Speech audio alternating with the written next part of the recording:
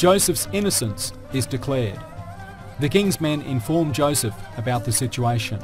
However, Joseph didn't agree to be taken out of there at that time. He put one condition on the king's request. I will not get out of here until my innocence is declared to everyone. Go back to the king and tell him to find out why the women cut their fingers. Joseph had spent 12 years in the dungeon, but he didn't feel the urge to get out of the dungeon right away. He first wanted the case to be brought to court so that he would be declared innocent. This way, everyone would know that he was innocent and that he was released from the dungeon because of that, and not just because the king had ordered it. He would then live with his honour and not as a guilty man in the outside world. The men went back to the king and told him Joseph's condition. The king accepted his offer and ordered for the women who were at the feast in Zuleiha's house and who had cut their hands to be brought to him. Soon after, the women were found and brought to the palace. Zuleiha was among them too. The king first asked them all to tell him the story of how they cut their hands. After listening to what had been said, he asked them what they thought about Joseph's situation. They all said, "We didn't see Joseph do anything wrong or bad. He really is innocent." Zuleiha then realized that the truth was out. There was no longer a reason for her to hide her guilt. She then began to admit the truth while crying. "The truth has come out. I wanted Joseph to go along with my wishes. He refused, so I got angry with him and made him get sent to the dungeon. Joseph is actually innocent. I am the one who is guilty." Joseph was proved innocent after Zuleiha admitted the truth. He had spent many years in prison for no reason. When the king learned about this, his trust in Joseph grew even more than before. He wanted to benefit from Joseph's deep knowledge and his skill of interpreting dreams. He thought of appointing him to an important job in the government after he was released from the dungeon. The king's men informed Joseph about what had happened and that he had been proven innocent. Joseph was very happy to hear this. After he thanked Allah, he told the men, "I acted in this way because I wanted everyone to know that I haven't betrayed the Aziz of Egypt. I wanted them to know that Allah would never leave the innocent ones alone from the tricks of nasty people. I also don't want to say that I am totally pure, for if it hadn't been for Allah's glory and mercy, a man can naturally incline towards bad."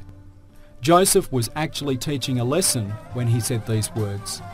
Humankind should never totally trust their nature, for it is always inclined towards doing bad things.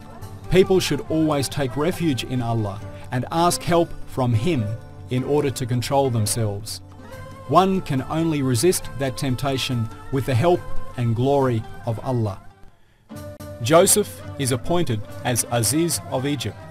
After Joseph was proved innocent, he was set free from the dungeon. He took a bath and put on brand new clothes. He then visited the king. The king spoke in a couple of different languages when he met Joseph, and Joseph was able to answer him with the help of a revelation he received. The king, whose admiration for Joseph had increased, asked him to interpret his dream again. Joseph interpreted the dream from the beginning. The king then asked, "But who will do all of these things you say?" Joseph, who saw this as an offer, said, "If you allow me to control the treasury and other areas, I can take all the necessary measures for such an event in the best way possible. You can trust me in every way." The king happily accepted the offer.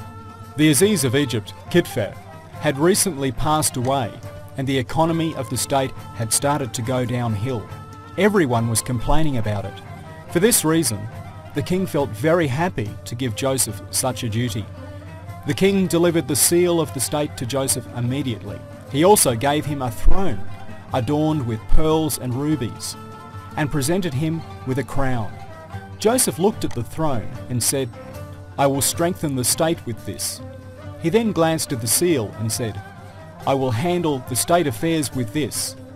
However, he didn't like the idea of wearing a crown and said, "A crown is something neither I nor my ancestors have worn." The king then arranged a marriage between Zuliha and Joseph, for Kitfer had passed away. This way, Zuliha would at last come together with her love. She had changed a lot after Joseph was sent to prison. Her anger passed. She had matured into someone who was fit to be Joseph's wife. Joseph and Zuliha later had 2 sons and a daughter. Joseph immediately started working. He found solutions for the problems of the state. The people were very happy under his management. He ordered for granaries to be built and made preparations for the famine. A terrible famine struck the country after exactly 7 years.